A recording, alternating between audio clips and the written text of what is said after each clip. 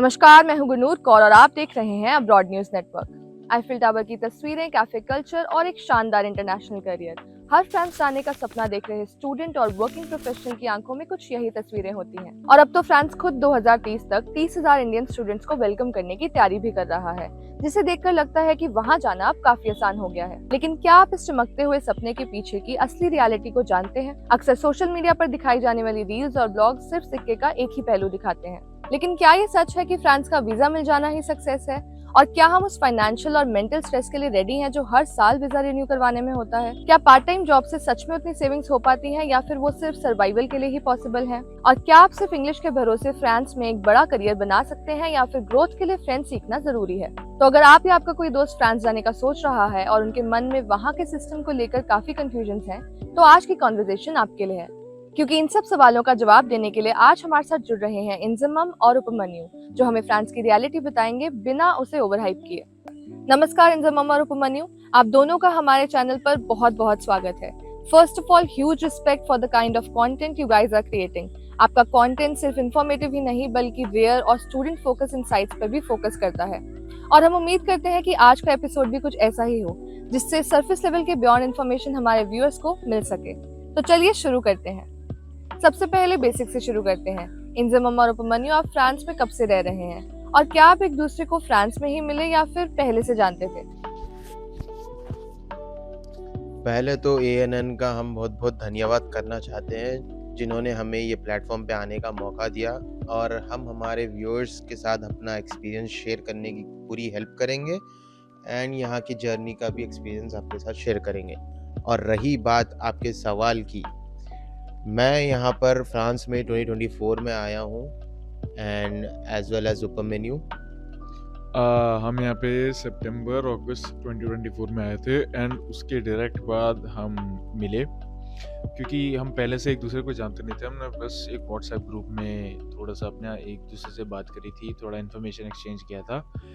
France में आके हम फर्स्ट मिले, फिर हम लोगों को थोड़ी सी इश्यूज हुई, हमने फेस की, हमने घर ढूंढा एट्सेट्रा, फिर हम साथ में रूममेट बन गए। वैसे फ्रांस एक अनकन्वेंशनल चॉइस माना जाता है, तो आप दोनों ने फ्रांस ही क्यों चूज किया और कौन से फैक्टर्स थे जिन्होंने आपको ये डिसीजन लेने के लिए कन्विंस किया, जैसे फीस, लाइफस्टाइल, वीजा या कुछ और? I specifically chose France because मेरे फैमिली में काफ़ी फ्रैंकोफोन रहते हैं एंड ऑल्सो मुझे ये चैलेंज अच्छा लगा कि for example if you go to a country where they already speak English, अगर आप वहाँ रह भी लो, अगर आप वहाँ पे जॉब भी कर लो, how is it helping you up skill? वो आपका क्या स्किल डेवलप कर रहा है? I do not see any real major skill developing that would set me apart from the many Indians that are already living there. तो मैंने इसलिए भी फ्रांस चूज किया कि when I learned to speak fluent French, that gives me another skill that I have that a lot of people won't, which will help me not only to find work in France but also in India. It would upskill my value and create, uh, you know, just better opportunities for me down the line. मैंने तो France इसीलिए choose किया, मेरे को पहले से business में interest था and France is known as a business hub, and मैंने इसीलिए बिजनेस के लिए फ्रांस को चूज़ किया एंड टॉप बिजनेस स्कूल्स भी फ्रांस में लोकेटेड है। And also not looking at the structure and all, Paris France बहुत खूबसूरत है, नॉट ओनली पेरिस, सारी चीज़ें बढ़िया है यहाँ पे, बट मेरा मेन रीज़न तो था बिजनेस के लिए। हमें आपकी वीडियोस में कुछ ऐसी चीजें भी देखने को मिलती हैं जो शायद एक स्टूडेंट को सिर्फ फ्रांस जाने पर ही पता चल सके, जैसे वीजा रिन्यूअल के बारे में। तो क्या आप हमें उन चीजों में से एक मेजर चीज बता सकते हैं जो उन स्टूडेंट्स को पहले से पता होनी चाहिए जो फ्रांस में जाने का प्लान कर रहे हैं? तो सबसे पहले हम लोग बोलना चाहेंगे thank you for watching our channel. अगर आपको हमारा चैनल देख के कुछ इम्पोर्टेंट इन्फॉर्मेशन मिली है तो we are very grateful for that. Second of all, इधर आके बहुत सारी चीज़ें होती हैं जो बस इधर ही आके पता चलती है। For example, when you are preparing to come to France, आप कॉलेजेस से मिलते हैं, आप मे बी आप कौंसल से मिलते हैं, मे बी आप किसी कंपनी से मिलते हैं जो आपका एडमिशन कराना चाहती है, और सब थोड़ा प्रोसेस इंग्लिश में होता है। आप यूनिवर्सिटी से भी इंग्लिश में बात करते हैं, तो आपको एक फॉल्स सेंस ऑफ सिक्योरिटी मिल जाती है कि हाँ, अगर आप फ्रांस चले भी गए तो इंग्लिश से काम चल जाएगा। But from the first day itself, in fact आप जैसे ही लैंड करेंगे फ्रांस में, आपको पता चल जाएगा कि भाई ऐसा बिल्कुल सच नहीं है। आपका वो सिक्योरिटी बबल टूट जाता है बिकॉज़ फॉर्च्यूनेटली और unfortunately however you want to see it, in France everything does run basically in French. There is very rarely something जो इंग्लिश में चलेगा। फॉर एग्जांपल गवर्नमेंट ऑफिसर्स हो गए, जब आपको अपना वीज़ा वैलिडेट कराना है या रिन्यू कराना है या कुछ और काम चाहिए, फ्रेंच में होता है। बाहर जाएंगे आप शॉपिंग करने या कैफ़े या कहीं खाने, फ्रेंच में। आप लोगों से दोस्ती करना चाहेंगे, वो लोग मोस्टली फ्रेंच बात करना चाहेंगे। जिनको इंग्लिश आती भी होगी they will prefer to speak French because especially in France इधर लोगों को थोड़ा एक सेल्फ कॉन्शियसनेस होता है इंग्लिश बात करते हुए। Therefore, the biggest challenge that people will face is breaking through that sense of security जो इंडिया में मिल जाती है कि इंग्लिश चल जाएगा। In fact, English is very helpful, yes, but अगर आपको यहाँ पे रहना है, करियर बनाना है, मैक्सिमम ROI लेना है from your investment, तो please learn to speak French. हाँ, जैसे उपमन्यु ने बोला फ्रेंच तो बहुत इम्पोर्टेंट है, ज़रूरी है यहाँ पे। वो तो यहाँ पे आने के बाद पता चला। पहले तो ऐसा लगता था, यूनिवर्सिटी का इंटरव्यू मेरा हुआ था इंग्लिश में, तो मैं समझा हो जाएगा इंग्लिश में, बट मेरे पास बहुत कम टाइम था, दैट्स व्हाई मैंने फ्रेंच प्रिपेयर करके नहीं आया। वेयरएज़ पार्ट टाइम में भी काफ़ी प्रॉब्लम होती है, फ्रेंच नहीं आती है तो compare to other countries, because मेरे साथ मेरा दोस्त भी था, he went to a different country, उसको जाते ही 10-15 डेज़ में मिल गया because it was an English speaking country. Whereas मेरे को फ्रेंच नहीं आती थी, 4 महीने मेरे को वेट करना पड़ा। तो बेसिकली फ्रेंच भी है एंड काफ़ी अदर चीज़ें हैं जो आपको यहाँ पे आने के बाद पता चलेगी। आप दोनों ने अपनी वीडियोस में काफी बार बताया है कि फ्रेंच सीख के फ्रांस आना काफी बेनिफिशियल रहता है। हम आपसे जानना चाहेंगे कि अगर कोई फ्रेंच सीखे बिना वहां जाता है तो उसे कौन सी प्रॉब्लम्स का सामना करना पड़ सकता है, और रियलिस्टिकली कितनी फ्रेंच प्रोफिशिएंसी जैसे A1, A2 या B1 वहां सर्वाइवल के लिए काफी होती है। फॉर फ्रेंच प्रोफिशेंसी हम आपको बोलेंगे कि मिनिमम अपना B2 लेवल करके आइए। अगर आपसे B2 पॉसिबल नहीं है तो मिनिमम B1 प्लस तक एम करो, बिकॉज B1 में you can start responding to conversations, but B2 is the minimum level जो आपको लोग पार्ट टाइम या कहीं आपको कहीं भी गवर्नमेंट ऑफिस में नीड हो, या फॉर एग्जांपल मोस्ट इम्पोर्टेंटली आपको जॉब चाहिए, उसके लिए you need B2 French, so that is the minimum we would suggest. जब मैं तो नया-नया फ्रांस में आया था, जब मेरे कोई भी दोस्त नहीं थे यहाँ पे एंड मेरे को फ्रेंच नहीं आती थी, I thought I can survive, but मेरे को ऐसा लगा कि कोई है ही नहीं, हाउ शुड आई सर्वाइव। 3 महीने तक मैंने किसी से बात भी नहीं कर पाई। तो फ्रेंच ज़रूरी है, पहली चीज़ तो ये। एंड जैसे उपमन्यु ने बोला, B1 is the last line, उससे नीचे अगर आप आओगे, थोड़े लोग बोलेंगे आपको A1, A2 is enough, but A1, A2 से आपको थोड़ा समझ आता है, but you can not survive. B1 mandatory है। हमारा अगला सवाल आप दोनों से ये है कि फ्रांस में पार्ट टाइम जॉब ढूंढना कितना एक्सेसिबल है। लीगली एक स्टूडेंट कितने आवर्स काम कर सकता है और वहाँ मंथली पे कितनी हो जाती है। फ्रांस में पार्ट टाइम ढूंढना ओपन है, मतलब आप कहीं भी रेस्टोरेंट कैफ़े वगैरह जाके अपना CV दे सकते हैं। मिलना कॉम्प्लिकेटेड है because of course a lot of people don't speak in French, तो उससे चीज़ें कॉम्प्लिकेटेड हो जाती हैं।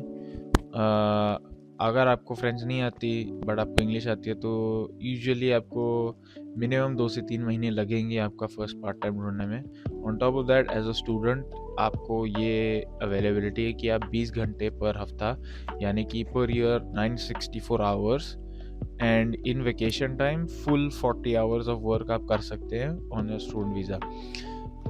आपको लीगल स्टेटस मिलेगा विद योर कॉन्ट्रैक्ट और आपको उसके साथ कुछ बेनिफिट्स भी मिलते हैं, जैसे ट्रांसपोर्ट पास के पेमेंट हो जाएगी जो आपका एम्प्लॉयर करेगा आपके लिए, वो हेल्थ इंश्योरेंस की कुछ पेमेंट करेगा आपको, फॉर एग्जांपल टिके खस्तों भी मिल सकता है उसके साथ।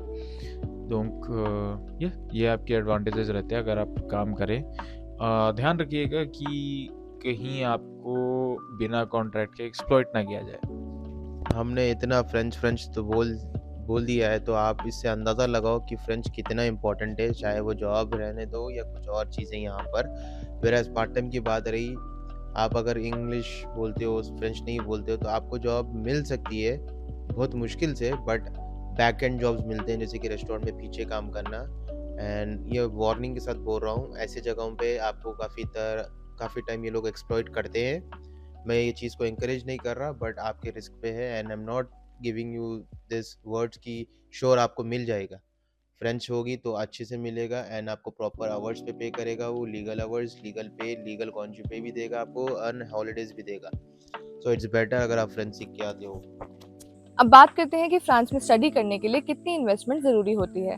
आप दोनों का इंडिया से फ्रांस शिफ्ट होने तक का वीज़ा, फ्लाइट्स, इनिशियल अकोमोडेशन और यूनिवर्सिटी फीस को मिलाकर कितना खर्चा आया? पहले तुम ब्रेक डाउन करने के स्टार्ट में मैं बोलूँगा कि मुझे यहाँ पे आने में कुल मिला के अप्रॉक्सीमेटली 40,000 लगे based on my flight and extra luggage. उसके बाद में जो हमारा यूनिवर्सिटी का खर्चा था, जो हमारे एडमिशन का खर्चा था, जो हमारी फर्स्ट मंथ का रेंटल था, अनफॉर्चुनेटली बिकॉज जो हमारा फर्स्ट रेंटल था वो हमने ऑनलाइन किया था तो हमने फ्लैट देखा भी नहीं था। इसके चलते जब मैं पहुँचा तो फ्लैट अच्छा नहीं लगा तो वी हैड टू चेंज। उस फ्लैट को चेंज करने में लकीली हमको अपना सिक्योरिटी डिपॉजिट वापस मिल गया। सिक्योरिटी डिपॉजिट 2 महीने का रेंट कुल मिला के दिया जाता है एंड उसके साथ फर्स्ट महीने का भी रेंट होता है। तो अगर आप अप्रॉक्स लगा लें तो just while coming to France on a student visa आपको 5 to 6,000 यूरोज लग सकते हैं। हाँ, वो बात तो सही है। मेरे को इन टोटल अगर आईएनआर में बोलूँ मैं, मेरे को 8 to 9 lakhs खर्चा आया था। एक तो उसमें सबसे बड़ी चीज़ है यूनिवर्सिटी की। I paid 3.5 lakhs to university and accommodation भी महंगा था। 800 यूरो का मैंने बुक किया था which was approximately 80,000 plus security deposit 500 euros. वहाँ पे 1.5 lakhs हो गए एंड वीज़ा, फ्लाइट्स ये सब उतने मेजर कॉस्ट तो नहीं है, बट देखते देखते आपका 8 lakhs का तो खर्चा आएगा मिनिमम। अगर हम लॉन्ग टर्म पिक्चर की बात करें तो फ्रांस में स्टूडेंट वीज़ा के बाद सेटल होना कितना प्रैक्टिकल है? हमें ये भी बताएं कि पीआर या सिटीजनशिप का प्रोसेस कैसा होता है और ये कितना अचीवेबल है? लॉन्ग टर्म का देखा जाए तो students definitely are allowed the option of getting citizenship in France. इसका सिंपल रूल है, अगर आप फ्रांस में एक स्पेसिफिक नंबर ऑफ इयर्स तक रहें, आपकी जॉब हो, आपने टैक्स भरा है और आपको सफिशिएंट असिमिलेशन हो चुकी है, मतलब आपको B2 लेवल ऑफ फ्रेंच तक आती है एंड आपके यहाँ पे स्ट्रॉन्ग टाइज हैं कल्चरली, फैमिली वाइज, मतलब या तो आपके यहाँ पे कोई पार्टनर रहता है या आपका यहाँ पे कोई स्पाउस रहता है या आपके काफ़ी फ्रेंड्स हैं यहाँ पे, दैट उसके बाद आप अप्लाई कर सकते हैं फॉर सिटीजनशिप। बट ये ध्यान रखिए कि because of Indian citizenship rules, अगर आपको फ्रांस की सिटीजनशिप मिलती है तो आपको अपना इंडियन सिटीजनशिप और इंडियन पासपोर्ट वापस जमा करना पड़ेगा। मतलब you can only be either French citizen और एन इंडियन सिटीजन। एंड इसमें भी अगेन फ्रेंच ज़रूरी है। लोग बोलते हैं इतना टाइमलाइन है, हम इतना स्टे कर लेंगे, टैक्सेस पे करेंगे, मिल जाएगा, बट नहीं। उसके बाद भी आपको फ्रेंच का एग्ज़ाम देना पड़ता है जिसमें अगर आप पास हो गए तो on the basis of that they will be giving you PR और आप सिटीजनशिप के लिए अप्लाई कर रहे हो। काफ़ी स्टूडेंट्स के ये सवाल होते हैं, भाई हम बैचलर्स में आ रहे हैं, हम बैचलर्स करेंगे प्लस मास्टर्स करेंगे, उसमें ही हमारा टाइमलाइन कवर हो जाएगा। दैट्स ट्रू, बट उसके ऊपर आपको फ्रेंच का एग्ज़ाम टेस्ट देना पड़ता है एंड वो पास करोगे तो ही आपको मिल सकती है आगे चीज़। वैसे तो डिसीजन रहता है प्रीफेक्चर के ऊपर। अब अगर कोई इंडियन स्टूडेंट फ्रांस में स्टडीज के बाद जॉब करना चाहता है, तो क्या आप हमें बता सकते हैं कि फ्रांस में फ्रेश ग्रेजुएट्स के लिए जॉब मार्केट कैसी होती है? स्टार्टिंग सैलरी कितनी रहती है और रियलिस्टिकली करियर ग्रोथ का सीन वहाँ क्या है? तो देखिए, अनफॉर्चुनेटली जॉब मार्केट तो हर जगह ही बुरा है, बट फ्रांस में एक अच्छी चीज़ है कि फ्रांस का स्टार्टअप सीन बहुत स्ट्रांग है। अनफॉर्चुनेटली हाँ, हम तब से बोलते आ रहे हैं, बट फ्रांस में जॉब लेने के लिए इट्स इवन मोर इम्पोर्टेंट कि आपको फ्रेंच B2 लेवल तक पक्का आए, बिकॉज उस फ्रेंच से आप नेटवर्क बना पाएंगे, उस फ्रेंच से आप स्टार्टअप सीन को एक्सेस कर पाएंगे जो मोस्टली फ्रेंच में चलती हैं। However it is also important to note कि आपका कॉलेज जो जहाँ से आप पढ़ाई करें और ग्रेजुएट करें, that also makes a big difference. अगर आप कोई अच्छे नेम के इंस्टीट्यूट से, जैसे मान लीजिए आशे से पेरिस से जाएं, तो आपके लिए लाइफलाइन थोड़ी इजी हो जाती है वहाँ पे, getting your foot in the door so to speak. मतलब पहली इंटर्नशिप या पहला जॉब थोड़ा इजी हो जाता है because of the intensive network, the great name and अगर आपको इंग्लिश है। बट आफ्टर ऑल फ्रेंच पे फोकस नहीं रहेगा तो आपके लिए मान लीजिए कि 95% दरवाजे बंद रहते हैं। हाँ, ये बात तो सही है, बट बाद में ये नहीं बोलना कि आके हम लोग ने फ्रेंच सीख लिया बट नौकरी नहीं मिली। ये भी होता है कि फ्रेशर्स के लिए एवरेज स्टूडेंट्स काफ़ी होते हैं। एवरेज इन द सेंस कि आप अगर आपके पास कोई स्किल सेट नहीं हो, बस आप फ्रेंच सीख लिया एंड भाई मुझे जॉब नहीं मिली, that doesn't work. With skills you need to also have French which is very necessary over here. और रही बात की कितनी सैलरी मिलती है, जो आपका सवाल था, अकॉर्डिंग टू स्मिक यहाँ पे आपको मिलता है 1800 यूरोस पर मंथ। अब वो आफ्टर टैक्सेस आपको कट के मिलेंगे कुछ 1500 यूरोस, तो that is the minimum amount paid over here and that's it. अब फाइनली जो स्टूडेंट्स वहाँ आने का प्लान बना रहे हैं उनके लिए आपका सबसे बड़ा एडवाइस क्या होगा और कौन सी ऐसी गलती है जो आप चाहेंगे कि वो अवॉइड करें? अब ये बहुत ही रिपीटेटिव लगेगा, बट हमारे एक्सपीरियंस में जो हमने सबसे बड़ी गलती की और जो हम सबसे बड़ी एडवाइस देना चाहेंगे लोगों को, वो ये है कि प्लीज़ प्लीज़ प्लीज़ आप B2 लेवल फ्रेंच के साथ ही आए फ्रांस में, उससे पहले मत आए। ये है इसलिए कि इवन इफ़ यू इग्नोर बाकी सारे skills, even if you ignore कि आपका स्कूल उतना बड़ा नहीं है, आपका नेटवर्क उतना बड़ा नहीं है, अगर आपको फ्रेंच बोलनी आती है तो आपके पास ये गोल्डन अपॉर्चुनिटी होगी यहाँ पे आके अपना नेटवर्क बड़ा करने की, अपने जॉब्स डेवलप कर, अपना स्किल्स डेवलप करने की, जॉब्स को एक्सेस करने की, जॉब फेयर्स में जाने की, ऑफिसेज में जाने की, बात करने की लोगों से। That completely changes the game here, because not only आपको फ्रेंच आएगी, आपको ऑलरेडी एज एन इंडियन आपको तो ऑलरेडी इंग्लिश आएगी, so that makes so that gives you a double advantage over regular French people, which improves your standing enormously. तो please French पे focus करके आएँ, फ्रेंच सीखिए और French learn to speak French. और अगर आप 2026 या आने वाले साल में फ्रांस को सेलेक्ट कर रहे हो as your study destination, you are on the right path. But अगर आप प्रीपेड आते हो, if you are not coming over your prepared, then it might not be good for you. France is easy but difficult only if you come not prepared. And अगर उन सारी चीज़ों में देखा गया तो सबसे मेन ऊपर वाली हमारी मिस्टेक थी फ्रेंच अगर यहाँ आती है, बाकी के सारे प्रॉब्लम्स यहाँ आते हैं। इसको ईजिली मैनेज कर सकते हैं, बट ये सबसे मुश्किल वाली प्रॉब्लम है। अगर आपको ये आ गया, then you can easily manage the minor problems over here. Inzamam ji और उपमन्यु जी, आपका बहुत बहुत धन्यवाद हमारे साथ जुड़ने के लिए और फ्रांस की ग्राउंड रियलिटी को इतनी ऑनेस्टली शेयर करने के लिए। हमें उम्मीद है कि इस कॉन्वर्सेशन के थ्रू हमारे व्यूअर्स को फ्रांस की सिर्फ अच्छी साइड ही नहीं बल्कि वहाँ की एक्चुअल स्टूडेंट लाइफ और चैलेंजेस के बारे में भी जानने को मिला होगा। तो अगर आपको ये वीडियो हेल्पफुल लगी हो तो हमें फॉलो करना ना भूलें। साथ ही हमें कॉमेंट करके ये भी बताएं कि आप नेक्स्ट किस कंट्री की स्टूडेंट लाइफ के बारे में जानना चाहते हैं। और अगर आपके मन में अभी भी कोई सवाल है जो इस इंटरव्यू में कवर नहीं हो पाए तो उन्हें भी कमेंट्स में जरूर लिखें। हम आपके डाउट्स क्लियर करने की पूरी कोशिश करेंगे। वीडियोस को लाइक और शेयर करते रहिए। मिलते हैं ऐसे ही और इंसाइटफुल कॉन्वर्सेशंस के साथ। धन्यवाद।